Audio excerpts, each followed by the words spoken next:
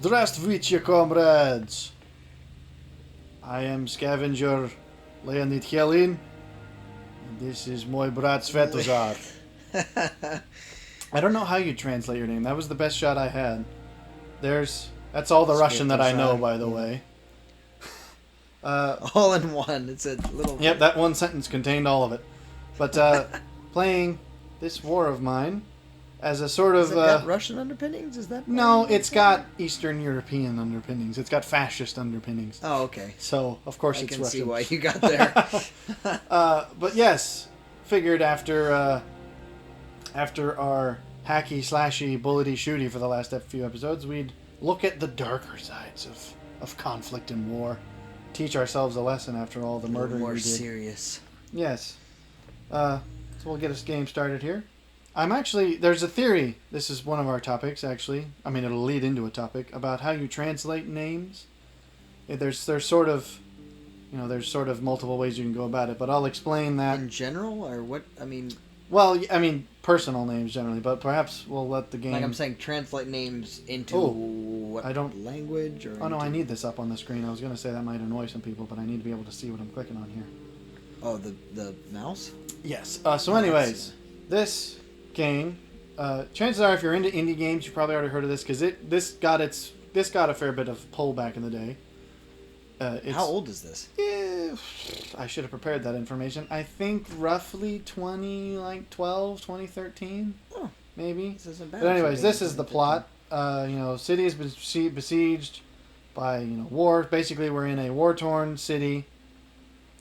It's not. I shouldn't be so unfair. It's not strictly Eastern European, but it's definitely like fascist government versus liberators. Well, it certainly looks Eastern European based on those two. So it's probably a Soviet satellite nation, we'll call it. So basically what happens is you get a random set of characters. So these are our two guys.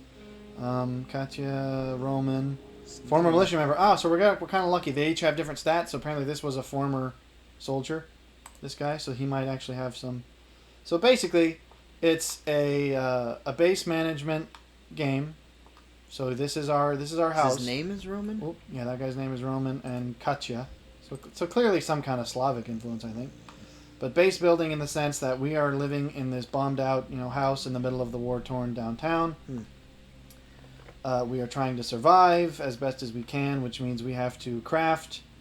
We have to shore up windows and doors. We got to fix things. We can add some tools around the house to craft various things that we're going to need. We can sort of grow rudimentary food and stuff like that. Oh my. Time frame in this game is very yes. So we're not going to actually be able to spend too much time doing nothing. So let's get a few things. She's got good bargaining skills, and he is trained in combat, but he's wounded. So first thing we have to do is unlock the rest of the house. My wounds hurt. Well, alright, fine. Could probably get a little closer in here just so we can see what's going on. No, I told you to go clean stuff up. So the first thing you have to do for the first couple days is clear out the house. And you got to get rid of rubble. You can access all the rooms. You'll find, treasures in some of these rooms, like some of these cabinets that are behind piles of rubble and stuff. Oh, that's a chair. I thought I was telling her to move stuff. Go and clear some rubble. We're already wasting time in the day. And then at night... Goodness sakes, time moves super quick in this game. But once your time is out, it's the nighttime, and you go scavenging at night. And it's definitely an arty game with ethical type questions where it's like sometimes you'll get lucky and you'll find buildings. You don't want to take all of this.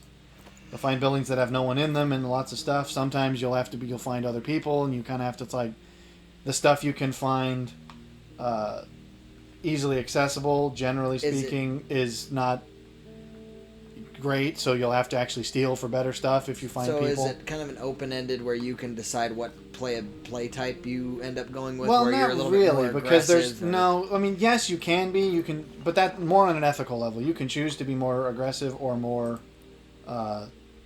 pacifist, but realistically speaking, the aggressive approach in gameplay is pretty. Blink. Yeah, that I remember the first time I got through a ways of the game before I noticed threw me off. Yeah.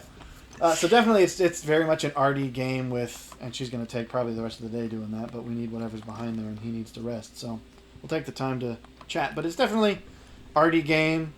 Got some societal themes to talk about. Don't take this the wrong way, developers, but it feels a little like Dark Sims. I'm not sure that's not what they were going for. It's definitely meant to be edgy, and I don't necessarily mean that in the angsty teen way. I just mean in the unflinching reality of life kind of thing. Right. Which perhaps we'll get into. But on translating names, this was a thing because we had this conversation, and I'm surprised we haven't gotten to it yet. We had a conversation a while back now when we talked about, I forget what prompted it, but we talked about the various languages of the world, and like if you wanted to be able to travel the world unimpeded or as little impeded as you could be, what languages would come most in handy? And at first it was sort of a thought experiment. We just named the few that came to our mind, and then I ended up actually researching it because the concept intrigued me. And it turns out we were spot on. Not necessarily in the order, because I don't think we were worrying about order. No. But, like, I remember one of the ones we said, well, she loots this, like, we suggested Spanish, obviously, because, half of the American continent speaks Spanish. French was another one, because, obviously, France and a lot of Africa was colonized by the French. We posited that a lot of Slavic languages you could get by with Russian, and it turns out that was a decent, assumption. It's kind of one of those. Yeah, where and I once believe you have a base language, then you can. Yeah. And then the last one was Arabic, not surprisingly, because that's the other half of Africa, and then of course the Middle East. And I should pause it before anyone or preface before anyone says what those aren't the most spoken languages. We based it on geography. Or at least I based my research on geography, not number of people speaking. Right. Because obviously, if you learned the top most 5 spoken languages, you'd be learning all the varieties of Chinese. Well, and I was about to say, it's worth the caveat that the whole idea was the broadest scope. Like, so we wanted something where, like most of a particular region may have like English as a second language. Oh, that was also the last one was right. English being the most commonly spoken second language. Correct. So I mean, we were trying to get with the least amount of languages to get by. She may not finish this by the time the day ends. I think the day ends at around 9. She's a slow. Well, she's you can build tools once we get a workbench. We can build tools and she'll clear stuff faster. But we got to be able to get to supplies and stuff. I guess at this point she's using her fingernails. Yeah, I mean that's gotta suck. She'll make it. I think the day ends at 8 or 9, so we'll be fine. But anyways, that was an interesting experiment, and then it turns out upon research we were spot on about all of that. Oh, she's gonna have to pry this door open. I don't think she'll finish this in time because she's doing that with her fingers too. Oh, it's faster than I thought. And so the reason we chose specifically like 5 languages because that's not that impossible a number of languages to learn. You could learn 5 languages if you're someone who likes languages. We don't have any. We're out of lockpicks, so we'd have to. But I think the day's about to end now that you can see it's pulsating up at the top every time it changes. Is there anything else we can clear easily? I don't think so. Okay, so the day's end at 8. So here's the 8. So this guy, he's still wounded, so we'll let him stay home and sleep. She's got a bigger backpack too, so she's gonna go out and scavenge. Actually, now that I think about it, because we haven't shored up the house yet, I'll probably leave her to guard. Because until we get our house boarded up, we're going to have... there's the threat of being looted in the night, so someone guarding's not a bad idea. Oh, we've been raided! Well, like I said, but someone tried to rob us with just a couple of scavengers. They didn't do much harm.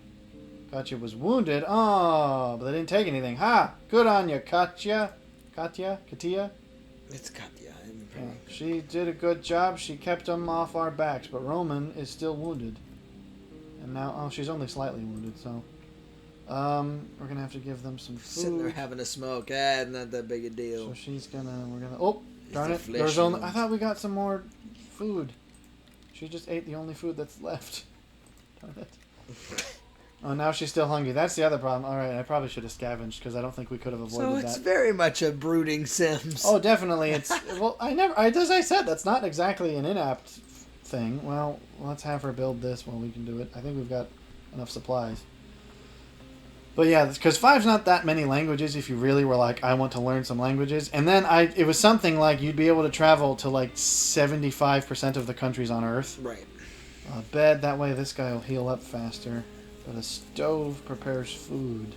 Oh no, that's for warming. I feel like hot meal would be better than... Yeah, but this isn't actually cook. Oh no, here's the cooking stove. Yeah. Water to cook meal. Yeah, right. How much does that cost? We should have enough to make that and at least one bed, because only one person's going to be sleeping at a time, because most people are going to be scavenging. So the stove, we'll put the stove up in the kitchen, makes sense. There you go. Stove in the kitchen, placed there. Now she's actually got to go build it. I might have him build himself a bed. So yeah, and then, so I'll admit I ambitiously was like, oh, I could probably do that. And of course I've not done hardly any of it. But I did, as Russian I looked into, just because it's an interesting language.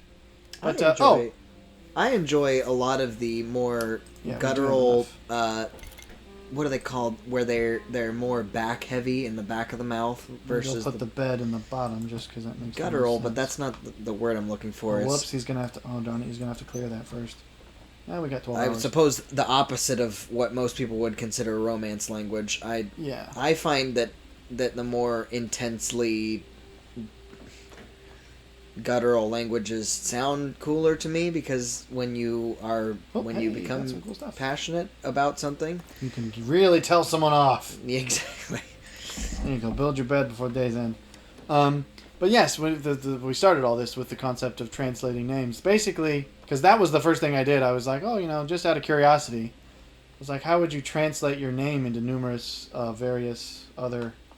Do we have anything she can cook? Into other languages? And we don't. So we're going to have to scavenge, because I'm not sure we can do much, but we can have her going and doing that while he's building that. And basically, there's 3 basic approaches. The simplest approach... Oh, she can't... Yeah, we need a tool. We need some tools. I should have had him go scavenge. The first and most easy approach is literally to just pick a name you like. It doesn't have to be anything like yours. You can just pick your own name. That sort of feels like a cop-out, but I suppose you could. The one of the options is to basically translate based on sound only. Oh, we're out of everything. Can you get a lockpick or something? Because we're not doing well. We can't pick lockpicks and we don't have... Well, I guess we could make another bed or some chairs. Let's make a stove now before the heat gets worse. We'll put it up in the main room. And hopefully we're not doing terribly on time. But yeah, that's sort of one option. That's probably the one I'd go with, because to me, when I think if you want to be able to give your name in another language and have them be able to pronounce it, because the problem is if you give them your actual name, right, the chances are if it's a very different language, they won't have the same sort of sounds. I mean, it depends on the language. But then I thought, well, you'd want it to have this at least similar sounding, so that when you hear it, your brain's kind of accustomed to your own name, and even if it's, as long as it's got the same sort of sound. So I sort of went with, I want to start with the same letters, maybe have some of the others, or maybe match syllables. I mean, it depends. But the other option is to go with like translation, where you go, oh, what does my name mean? What would that name be? I feel like that would be more the route that I would go, but... I think on a meaning level, it's like, oh, I'd like that it means something, but then then you could end up with a name that's like so different. I feel like remembering all your names in various languages. Yeah, that's true. So Svetozar was actually a Russian name, and it's, I figured, probably the closest for you. But I guess you could pick, depending on your own. But yeah, that was I did quite a bit of research on that. It was several, days. I basically was like, looked into all the countries of the world. Hey, medicine, that's good. And like, every country and what their officially recognized language is, what their, minority languages is. The metric I used, if anyone's actually curious on like the science behind it, if you are, then welcome, because you're going to be a good fit here. But like the science behind it was not strictly exact. Is this door open? It might. But it was basically any country that had an officially recognized language, I wrote down and counted as 1. That got a point score of 1, meaning basically, because the thought was, if you know this language, you could go to one country, and be completely unimpeded. And then of course, if multiple languages speak that, then it's one for every country that language gives you. Right. If it was like a minority language, I had two stages. Basically, there was like well-known second languages. I probably shouldn't have had her do this. I don't think she'll finish, but we'll see. There's like well-known second languages. So, for example, a lot of countries speak English as a second language. So I gave it like a 0.5. Yeah. Where it's like, a lot of people here speak this as a secondary language. So, or sometimes it's like, it turns out a lot of Ukrainians speak Russian just because of shared history. Right. And all that. I mean, a lot of the Soviet satellite nations do still have a lot of Russian in them. Don't tell Ukrainians that. I'm not calling them the same. I'm just saying. But then there was like minority languages, which is like, there's a kind of, like like Spanish would be a minority language in the U.S. where it's like, depending on where you are, chances are someone speaks it, but right. It'll be a lot more limiting. Right. So that was it, and then I tallied all the scores up, and that's how I found out which the most valuable languages were, which were, of course, English, Spanish, French, Arabic, and Russian. I don't exactly know the order. I forget. But yeah. Wasn't German... German's number 6, which is, we predicted that as well, which is sad because I actually... It'd be a good supplemental. Well, it's somewhat annoying because I was like, German's a language I already have a somewhat familiarity with because I lived a lot overseas. Oh, she might just do it. She barely did it in time. Good on you, Katya. She's tired, slightly wounded, and still hungry. He's wounded and hungry, and he's not tired. I hate to do this to you, Katya, but I need you to go out and do stuff. So the first couple of things you do, and it shouldn't be too bad. The moral questions start to come in later, where it's like, are you going to steal from these people, or... Lots of food, which is what we need. Huge amounts of materials. Some say people still live there. Well, do we want to jump into our moral depravity? Because that's the one thing about the game. It's not just like you. I forgot you have to take some stuff with you, except we have no tools. It's not just like you. What do you mean? It's not, as in, like, it's not just your own moral, ethical questions. It's actually, like, the characters in the game will respond to having you do stuff. So it's like if you steal from people, they'll remember that and it'll kind of affect them for the next couple days. Well, that's dumb. Well, yes. If it wouldn't have affected you. Well, no, but it would. The problem is a player playing a game can go, "Oh, I'm not going to care." Well, sure. But that's an unreasonable thing because then this game wouldn't be hard. You just kill everyone you came across and steal everything, but like that's not at all. Oh, okay. So some say people still live there, and I could see them from outside. Well, okay, we're already here, so might as well see what we can do. What was I talking about? I was talking about German. German was the one, and I was a little annoyed because German's a language I at least have some familiarity with already. So I was like, oh, if I could add that to the list, I'd already be one down. And then it turns out it's the 6th on the list. But given that we're both native English speakers, I suppose it ends up being cancels out because we don't actually have to learn English, so it would still be 5 if we chose to learn German. That's true. But yeah, so it was an interesting bit of academic questioning. Really, it was a fun bit of research, and I have the desire to learn languages. I enjoy the respect of it. Like it's a pursuit I appreciate. It takes more time than I often feel like I have. Woods takes up a lot of space, which I guess makes sense, but I don't know how much of this stuff we need, to be perfectly honest. I didn't pay attention to what we had and what we didn't, so we're flying blind, of course. And of course, I guess we forgot to mention the goal of the game is to survive. I believe it's 40 days. Because it's barred. You want to survive until the conflict ends, and you can actually, once you craft a radio, you can get updates about that. But you want to survive until the conflict ends, which I believe is hard-coded to happen at 40 days. I've never actually beaten this game. As we've established, as we've seen, coffee, meat, water, and I think more like gears and stuff. Electrical components. Might as well. And you know what? We'll call that good because my storage is full, and people are right by that door, so I want to get out of here. We've got food, and we've got some supplies, so we'll leave our moral questionings till later.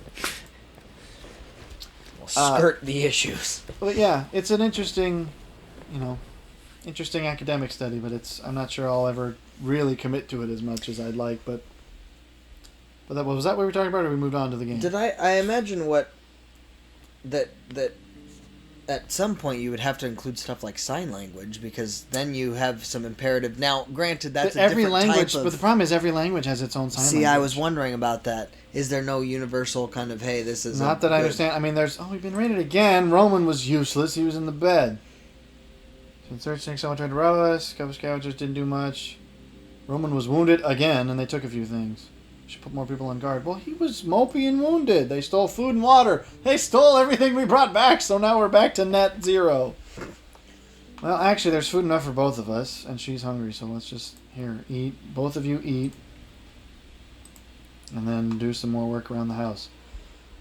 So yeah, that's the problem, is that there's every country, every language has its own sign language equivalent. It's easy to fall ill when it's so cold, so I suppose we could... I don't know, 13 degrees Celsius. Is that really that cold? I'm not as familiar. Celsius, I do not have a context for. To my understanding, though, 0 is if zero's freezing. That's 30. That's 43. No, because the conversion's not the same. Yeah, it's not up. It would be. Yeah, I guess it's around probably the 40s or something though. So I mean, it's not warm. We have kindling. We have nothing to burn. He's still hungry, and she's still hungry. She's very tired. She hasn't slept. Roman, you've had at least a night. He's sad. I'm sorry, Roman, but you gotta not be quite such a sad sack. I'm gonna have him clear out. I don't really feel like going out right now. Send Katya. While she's on 3 days without sleep. So yeah, that would be the problem. Plus, I mean, it's good to come across as insensitive. I'm not sure that if you're traveling other countries and you're trying to communicate with people, the deaf are not the ones I'd go to. That's probably true. But yeah, it was an interesting study. And that might actually lead... In fact, I don't even think that was... I'm surprised I didn't have that. That might actually lead to a topic that I didn't even have on the list, which was, bucket list of travel destinations. Because we never discussed that, and that's one of those stereotypical tell me about yourself questions. Tell us all about yourself. While he rips his fingernails off on piles of rubble. What do you got? Have you thought about it? I think, because I know I have, but have we talked about it together? I don't know that we've actually talked about it at length. I mean, I give us the 5. To limit it to 5. I would love, at some point in my life, I would like to see the... Well, why is he severely wounded? He was sleeping. He was supposed to heal. Oh, he got attacked. Yeah. I'm giving him crap. Got stabbed in his sleeve. Got stabbed in his good leg after getting shot in his other leg. I would like to see Israel or that ancient kind of world as far as that goes, the Middle East. See, that's not on my 5. That's probably on my 10.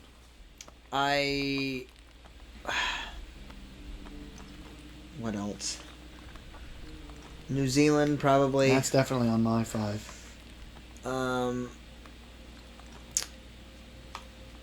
I don't know that I would... I've been quite a few places. I don't know that I would need to visit... I'd like to go Central America at some point, too. Like, if I could do... That's interesting. If I could do, like... The Philippines really aren't my jam, but, like, Okay, is he, like... Is this hurting him more, this activity? I don't know.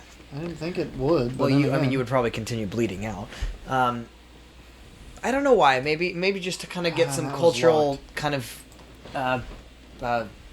diversity in that regard. So you got 2. I don't know. No, that was because that's 3. But I don't know that I have 5. You said Israel and Central America, which I forgot New Zealand. Yeah. Well, Central America is not a country. You'd have to pick one. Yeah. Well, I'd maybe go either Ecuador or Honduras. But so you're talking like thick middle of the jungle type Central America. Yeah. Oh, all right. You can't think of 5 though, because I can. Perhaps I've just given it more thought, just because I tend to think about random stuff. I don't. How do we make food? I mean, I would imagine. We have to go to the stovetop. I want to go to the stove. Like Rome and. Well, no, I'm not trying to make kind food. of stuff, I'm trying to make tools. So, but see, I've been to Europe, and so there's a bit of more than Europe. There's more to Europe than the places you've been. Of course. I'm just saying. Here's how you make tools. There you go. Tool bench. Put it right next to the other one. Okay. It has to be across the room. So. Just spitball. 2 more countries, all you need. In perhaps with our language in mind, where where you might be more equipped, because Middle East, you obviously. I mean, China. Israel, I'd like to go to China. Well, that wasn't on the list, so you'd have to learn Chinese for that. Well, so tough luck there. So you're up to 4. Give us one more. I don't know where else. I feel bad now that I'm making him do this. I didn't realize he was this badly wounded that he's gonna whine about it the whole time. I just need you to make some tools, bro. Why are you making me build all this stuff? I just need you to make some tools for Katya to use. Well, really? We're gonna be out just maybe from doing Russia. this? Maybe that'd be the other one. What's more important, a shovel or a? We can't open locks without lockpicks, but we can clear rubble with our hands. Maybe so. Russia. All right. For me, top 5 is very easy. It's Scotland and Ireland. Technically, I'm counting them as separate countries. I mean, yes, you could say Great Britain, but that's... I mean, they are technically separate countries. New Zealand, definitely, and then I'd go Australia as well. And then fifth one I would have used to say would have been Sweden, just because it's one of those... It's kind of like Alaska, where it's like supposed to be one of those incredibly... beautiful landscape countries where there's just a whole bunch of forests and snow and mountains and stuff, which would appeal to me. But I've actually been... There's a channel of a British guy who lives in Japan, and he does like a lot of tourism Japan type videos. And there's a part of me that's like, Japan would probably be on my 10. It might even muscle Sweden out of the way. It might take the 5th place spot, but I'm not entirely sure. It's similar to the reasons you like Japan. It's similar. I think partially because it's one of the more foreign compared to our perspective, so it would be the most interesting culture difference. Yeah, and they both have similar, really long histories. Yeah, and there's martial arts history. There's philosophical history. That's true. There's technological history. So I mean, there's lots of stuff about it. All right. So you can sleep now that you're horrendously bleeding. I need you to scavenge.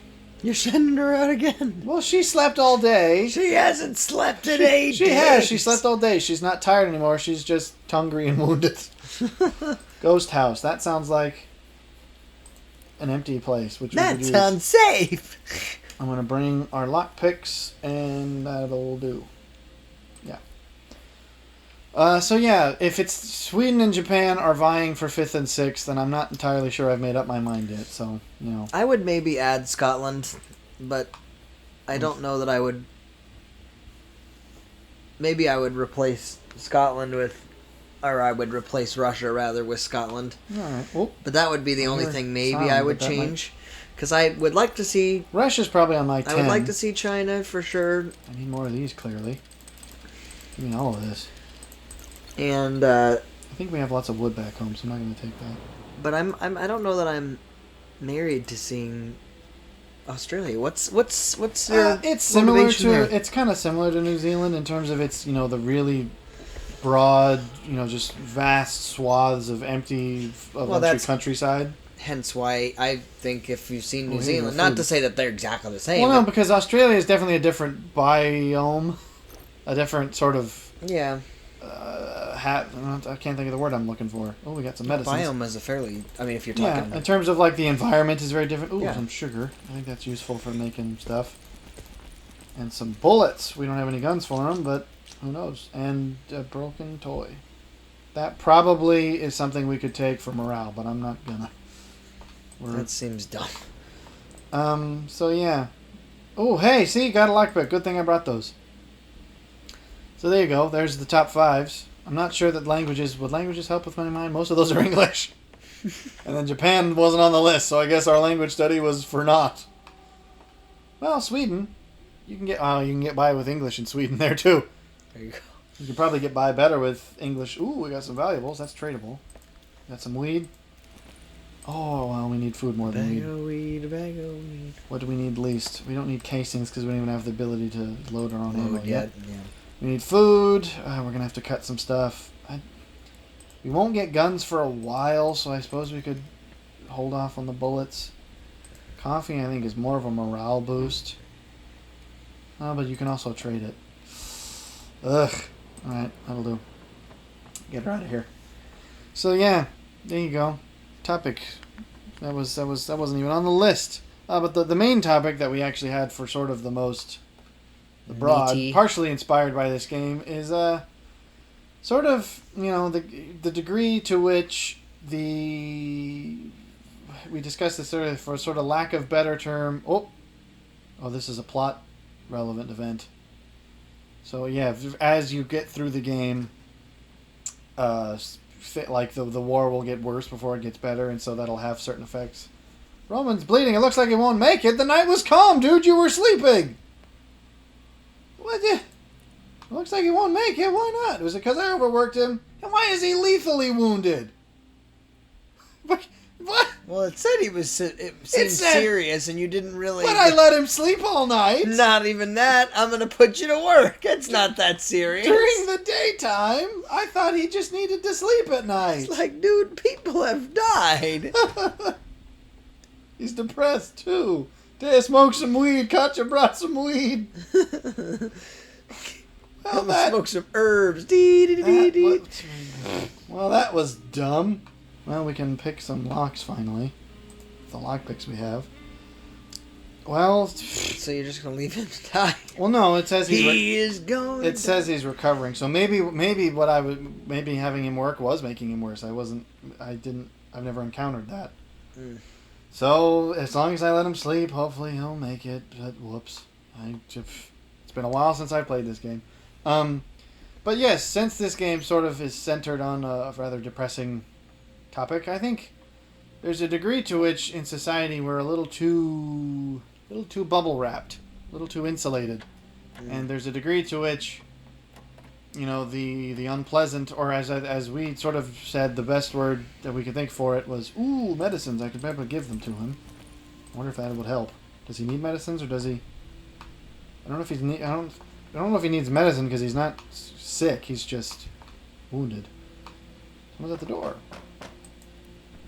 This is either going to be someone we could trade with, or potentially someone who'll stay here and be another worker and scavenger. But yeah, I just thought, because we tend to be, especially amongst our circles that we are in, we're probably the more... I'm not sure what the word is, but like the morbid more... sounds a little harsh. Yeah, but like the less squeamish, perhaps, about such things. I mean, there's a degree to which... when you study things like Stoicism and Zen, which we have to certain degrees, it's like there's a degree to which you have to recognize that there's rough parts of life, and they don't need to be hidden because all that does is leave people unprepared for them. Right. So, shell hit the tenement down the street, people buried beneath. Oh, no. Oh. I suppose we're going to do the right thing, which means she's going to go help stricken citizens. Which means I don't think we lose the rest of the day, but I think it means that she's gone most of the day and Roman is sleeping.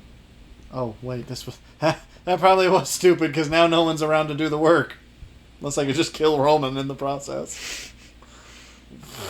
I guess we'll just end the day. Hopefully she'll come back before the night time, and she won't. She's gone, okay. Well, I can't possibly make him do anything, so he's just got to stay. Hopefully we don't get raided again. But yeah, I just thought, since this game has some... Well, I was about to say, since the game has some depressing themes, and there's case in point. Oh no! Well, that's probably what happened. Someone killed Roman. That was a conscious choice. You killed my friend. They tried to rob us. It seems that they succeeded. Did some harm. Too bad Roman was wounded. The attackers walked off. So they're going to blame it on me. He died of severe wounds. Not the beating he got last night. They're going to blame it on the work I made him do. Did we even get anything from her agreeing to help? Like, I thought maybe there would be a degree of... Now she's, of course, depressed and very tired. Well, we've got to get over that, Missy. We've got stuff that needs doing. I think it's a bit of a worthwhile commentary to note that on a broader cultural level that it used to be more acceptable to be a bit more macabre than it is now. Well, because I think life was a little harder, so people were like, yeah, crap happens.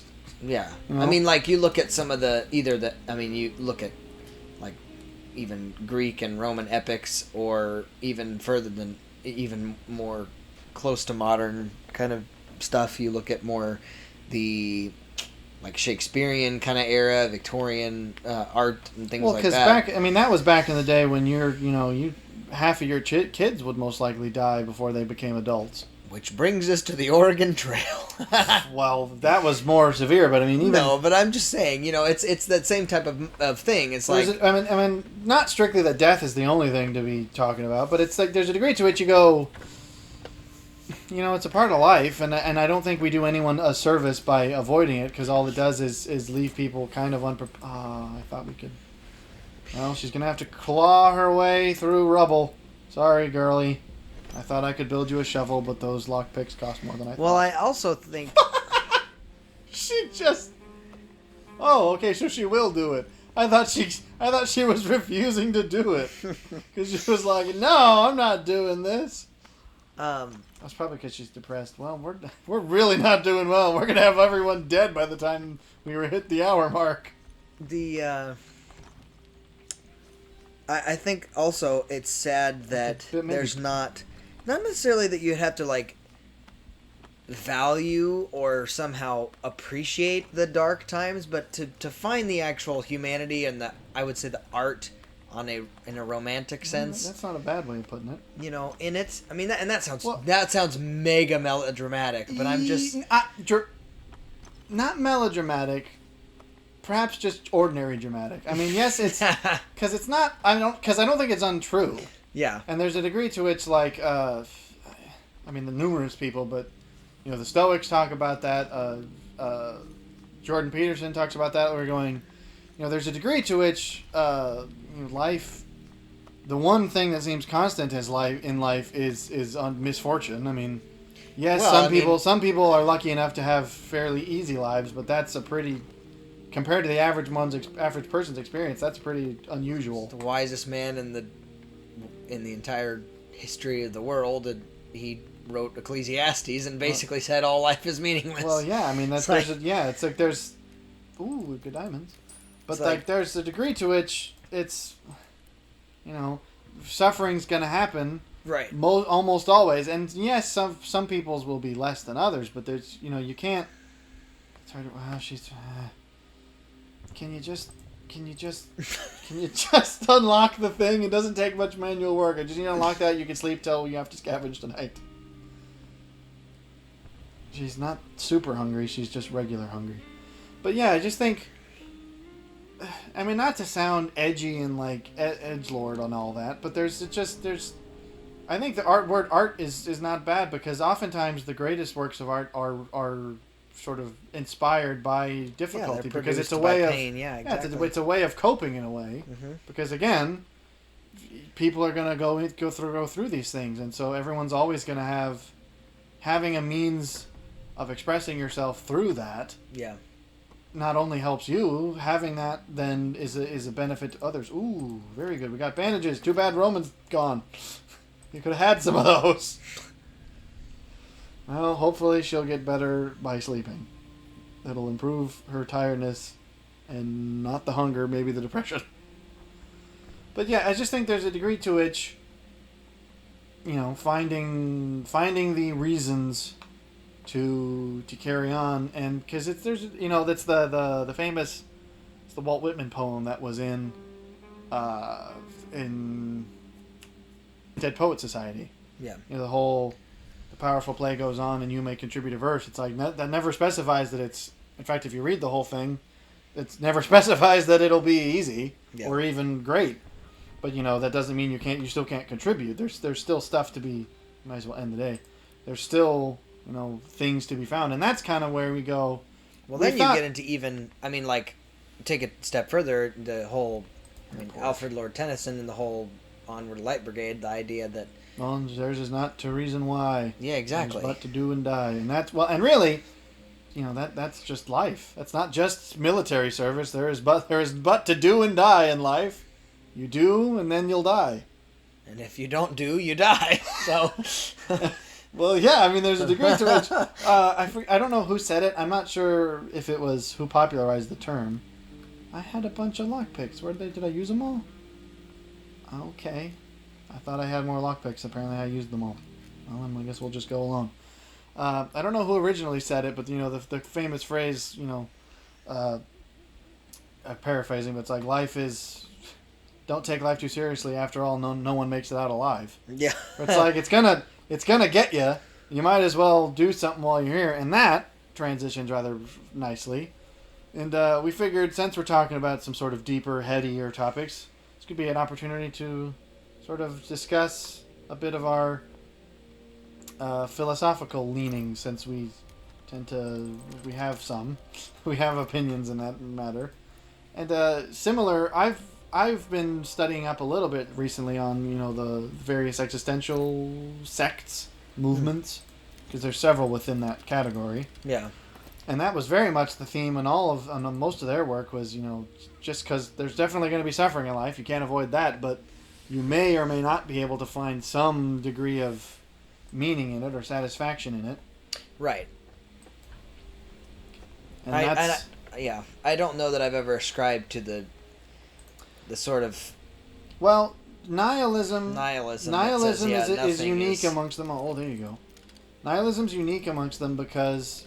Basically, the most basic, here's your philosophy 101. The most basic forms of existentialism. There's nihilism, and then there's existentialism proper. I mean, sometimes they call it true existentialism, and then there's absurdism. And basically, nihilism is the idea that life is meaningless, and even the things you try to do to give it meaning, in the end are meaningless. Right, exactly. Where it's like, and that's and there's a degree to which there's a bit of a nihilistic approach even in Ecclesiastes, although I would disagree. Here's what the caveat to because that. there's several verses. The theological worldview he holds obviously shifts that to a degree. And he actually there's a very frequent refrain in Ecclesiastes which is, man ought to find satisfaction in the work of his hands, eat, drink, and be merry, such as his lot in life. He says that numerous times. There's a resolve to almost as if he's trying to qualify what everyone's going to try and say. Right. Uh-oh. Have I gotten myself trapped? Well, I think more than that, he's just saying now. what he means by meaningless is that it's not something to struggle at. Well, it's not futile. Yeah, exactly. Because he's going, saying there's nothing new under the sun, everything's meaningless, but you can still find satisfaction in work. Right. You can still, eat, drink, and be merry. I mean, there's still times. It's in fact, oddball. It's one of the reasons I like Billy Joel so much. And because there's numerous times in a lot of his songs where he actually sort of comments to similar things. And one of my favorite examples is in Allentown, where he's going. I'm stuck here and I can't seem to get out. I shouldn't have come down here because now I can't get back. But one of my favorite verse in Allentown is going, we're living here in Allentown. It's hard to keep a good man down, but I'm not getting up today. Yeah. And that's like, it's kind of like, well, that's just what life is like sometimes. It's not to say that it's not to say that there aren't reasons to get up, but there's also times when you go, you know what? You can just acknowledge, I'm not getting up today. Yeah. That's not. It's not to say that you have to be chipper and upbeat and there's never a reason to be down. Right. Because there's definitely reasons why, things can suck. But, take the time to, take the time. You don't have to get up right away, but you can't stay down forever is the point. Right. It's hard to keep a good man down. I mean, you can't stay down forever. Where are you going? Well, if I can take it to a slightly more levitous, but maybe still levitous. related. Is that a word? Yeah. Levitous. I can't get out of here. What if I just tell her to run to the exit? Will she go? But oh no. But still on topic. No. She's stuck because she can't get out. We had talked about the. This is stupid. They didn't tell me I couldn't get down here. It's become popular within the psychology field to use the movie of Inside Out Yeah. as a framework for younger kids to understand emotional states. One of the things that we actually have said is that so many people in that movie, are like, well, everybody should just listen to Joy, where there's such... Well, that's misreading the movie. If you Totally, 100%. Because I think that the whole point is that you have to find... Sadness has a purpose. You have to find, okay, so this agreement or can't get past this. You have to make up your mind about she's gonna have to clear the through function of each emotion and how they...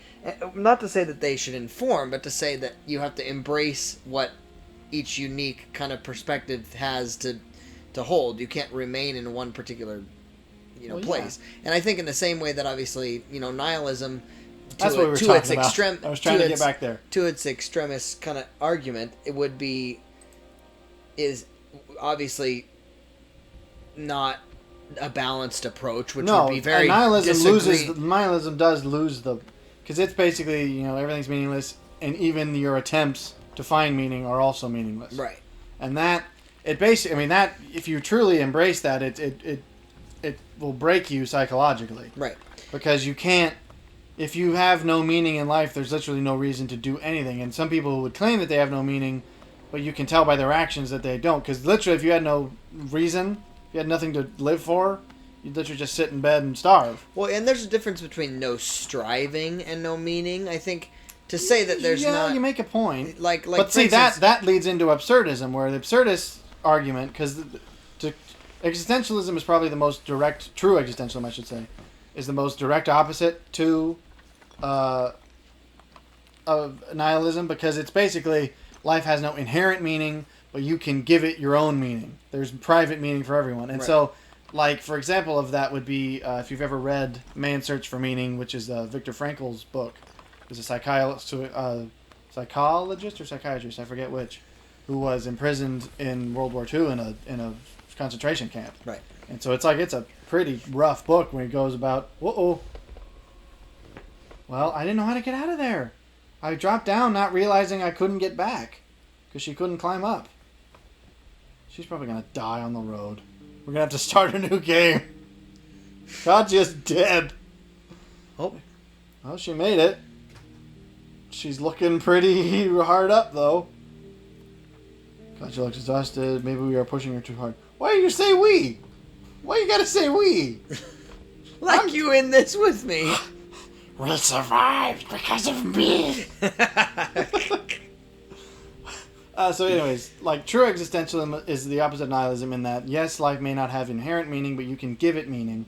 Absurdism is sort of the middle ground where it's going, yes, life has no inherent meaning, and even, you could argue, striving is not a bad word, where you're going, even you might find things in life that you enjoy, that you could potentially give you satisfaction. You may not, they strictly aren't meaningful, because ultimately life is meaningless, but that doesn't mean they're useless. Right. And I think striving is not a bad word for that. We're going, you can still... Because basically, a word that commonly is used when describing absurdism is spite. Not in a negative way. It's just going, life may not have an inherent meaning, and even the pursuit of meaning is perhaps silly, but do it anyways, because you might get something out of it. Right. Even if it's not permanent, because it won't be. Right. But it might still give you something where even if you, enjoy getting up and having a glass of coffee in the morning, you might be in a rough spot, but you could at least take solace in that. Which then brings you to or whatever that is for you. Philosophical kind of approach of the... I'm just going to let her sleep all day, I guess. The Stoics, or I would say in a similar fashion, Zen, which is the balance that says, no, you have to find moderation in really any particular perspective, because you can't... Any perspective taken to its extreme end is not probably going to be representative of what is actual truth. I mean... Well, yeah, extremes almost never are. But I think it's interesting that you bring that up, because that's one of the topics we had in our general philosophy sort of category. I think that there's quite fertile ground for some kind of academic study bringing together... specifically, I would say of existentialism on the whole. Specifically, I would say absurdism, because I think it's the one that gets the most right of all of them. Stoicism, as we've mentioned before, and then Zen. I think there are three very different ways of approaching, but ending up at the same place. 3 streams, 1 river. Yeah, I mean, and it's like Stoicism and Zen would have actually been semi-contemporaries, though of course in different parts of the world. Existentialism became more of a thing. I'm getting ahead of myself talking. It became more of a thing in like the 1800s, like Nietzsche and Kierkegaard and those guys, and even into the 1900s with like Camus and Sartre. But it's another different time period, but still it ends up giving you the same basic perspective, which is, I mean, in Zen the concept is, see the way Alan Watts uses the phrase a lot, which we could get into him because he's definitely, if you're a Westerner and are interested in Zen, Alan Watts is probably the guy to look to, just because he's got, look him up on YouTube. Not for a very good starting place. Yeah, you'll find him on a bookstore. Any of his books are great, and if you just find him on YouTube, look up Alan Watts and any topic you could perhaps want to hear about, because he'll probably talk about it. Yep. Of course, relating to Zen, because that was his whole thing. But he uses the phrase a lot, you say to the universe, let's see what you're going to do. Right. Because once you realize that you and the universe are not adversaries, then you can sort of trust in it, and you just go, well, you know what? Let's see what you're going to do. Let's see what happens. Right. And that's very similar to an absurdist thing, where you just go, you know what? It may not have inherent meaning, but just live, see what happens. You might find something that, even if it's not meaningful, it might give you things that, at the very least, it'll give you experiences that might be worth having. Whether or not they, last, doesn't matter. There were, what is a life but experience itself? Well, and I was about to say, it is that experience that says, you think of life a bit of, as a ongoing social experiment, if you will, to just say, try new things out. I mean, so many people are rigid in, again, that striving concept of, well, I have to somehow make it from point A to point B, or this particular, and there is a comfortability within Zen specifically that's like, I'm just being. Well, yeah. The very fact of just being and saying, no, I just am. Yeah, exactly. Letting life happen, and not. I was hoping that wouldn't happen. Well, there's something actually I've really appreciated, and I don't know that I would specifically place. She's feeling much better, even though she was wounded. And they took a lot of our stuff. They took all of our stuff! Screw this game. We got no food. She's very hungry. She's broken. Excuse me? She's going to sit on the floor. They broke her. It's...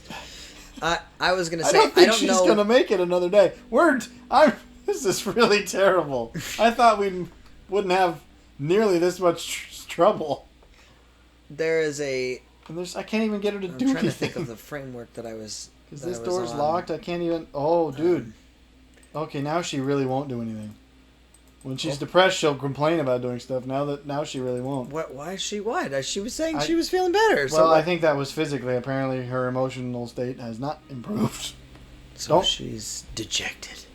Well, she won't do anything, which means I can't get her to make tools, which means we can't fill out the house, which means she can't scavenge. So she'll probably be dead by morning. Normally, if this were to happen, you'd let them sleep and have another character, but our other character died. He died. And then, of course, Stoicism, to bring it into that fold, since we brought it up but didn't talk about it, it's very similar to Zen, but from a much more logical standpoint, which is you can't stop. Zen is very much the idea that, you and life itself are one thing. The world around you is just an extension of you, and you can take that or leave it. It's not, if you really press into it and don't leave it at hollow platitudes, it sounds very postcardy if you don't really hear it from someone who knows what they're talking about, which is why I advocate Alan Watts, because he doesn't make it sound like dumb yoga, empty your mind kind of nonsense. I don't think she's going to open the door. Yep, she's just going to stay here. I've never quite experienced this. This is going to be strange. So you could take that or leave it, but then Stoicism comes at it from the opposite view, which is you can't stop the difficulties in life. Because, Zen would say you're not an adversary of life. Stoicism might say you are, but it would say you can't control it. Therefore, controls the. Therefore, control what you can, which is really just yourself. Yep. Which means, take what comes at you standing up. Take it as it comes, and if it, one of my favorite ones from Epictetus, which is one of the big three Stoic authors, if you're at all interested in Stoicism, I would highly recommend him too, because Marcus Aurelius' Meditations is another very famous work. Personally, I prefer Epictetus because it is actual teaching. Like Epictetus was a philosophy teacher, whereas Marcus Aurelius' Meditations is literally just his own journal of his own thoughts. Yeah. So it's a little less structured. Yep. But one of my favorite quotes from Epictetus' Discourses is the name of it. Yeah. Yep, she's still not gonna just do anything. sidebar,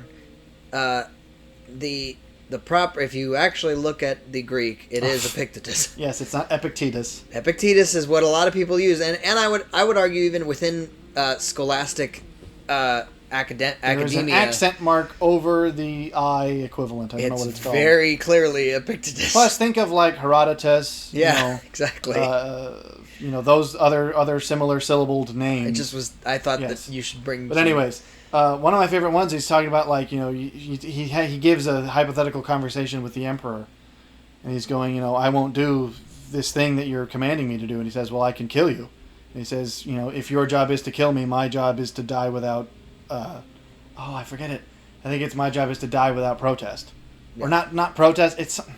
I wish I had it. I have it written. I have it written somewhere, but it's basically like, without complaining.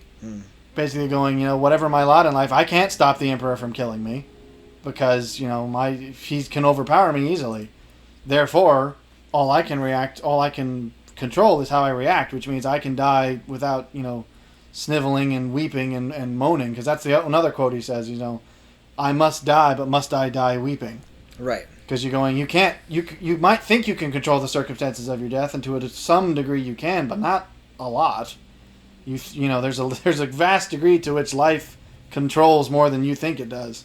So it ends up giving you the same position as Zen, which is control what you can and let life be. And chances are, that's where the whole karma thing comes in, because a lot of the perception of karma in the West is like bad juju. It's like, oh, you did something bad, now something bad is going to happen to you. That's not. The concept of karma is literally the more you fight against nature, the more nature fight back, and it will win. Because it can.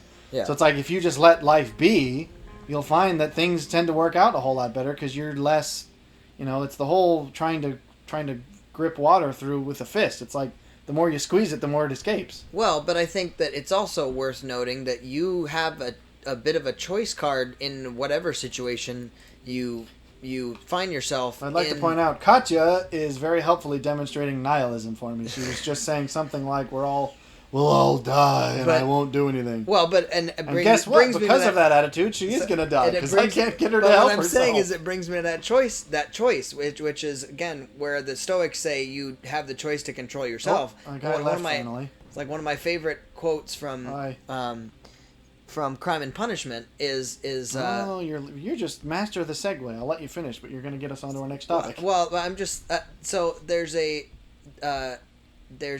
particular quote, and I believe it's Marmaladov that says this, that he's talking about the poor, and essentially that it's in poverty, you can keep you can maintain your. This feels a little disingenuous. I don't even have the option. Depressed. It just goes depressed. I mean, and perhaps before people say, "Oh, you're just being." You're preaching to people, to the choir. You're people who just trying to tell people, oh, jeez. Wow. I've never experienced that. We're laying it on real heavy here when it comes to dealing with heavy topics. I've never experienced this. I've done better at this game than now, apparently. Little tears coming down my cheek. What? Seriously? No. Oh. I'm a little at a loss. This game proved our point a little too well. Okay, this is what nihilism will do to you. If I can suggest, I'll get this off the screen at least. Oh. Anyway, so within Marmaladov's comment in that particular moment, he says essentially, in poverty you can maintain your your sense of only for 8 days of honor or humanity, but in beggary, never. And I really appreciated that quote because, again, there's a degree of settling or of just kind of resolving yourself to be a beggar versus being impoverished is a different concept. Since you mentioned Crime and Punishment, I recently picked up Crime and Punishment. Dostoevsky in general has been someone I've been meaning to get to. Yep. And I figured this would be sort of a slight culture corner, depressing as this culture is. Because that's definitely something that's been on my list, and it's been on my list because I've been listening to a lot of the Jordan Peterson's lectures, which are online. I did not know this, that he literally posts his actual class topics, like his actual lectures in university where he teaches. He just posts them to his YouTube channel, so you can literally just take one of his courses just by watching. I mean, I think there's some stuff that's lost because of the way it's edited, because it has to be, but. That's definitely. I mean, especially given the topics we've been laying on, let's refer to the people who could talk about it a great deal more authoritatively than us. Oh, I think it's worth stating that if you're in good company. Essentially, you have everybody from in antiquity. You have Solomon, which with Ecclesiastes is basically saying the same thing that Stoics and Dostoevsky is saying, which is that the striving, even with the meaningless or the seemingly meaningless parts of life, but striving still is a worthwhile endeavor. So yes, indeed, and I think the more people are, the more people look around and see people suffering, struggling as they are, the less people feel alone when they are going through it. And I think that's one of the reasons why I think it's important, and one of the reasons we chose this game, not quite to demonstrate it so blatantly, but on the nose. Yeah, sorry for the past hour of trauma. Hopefully we can leave you with that to see you through.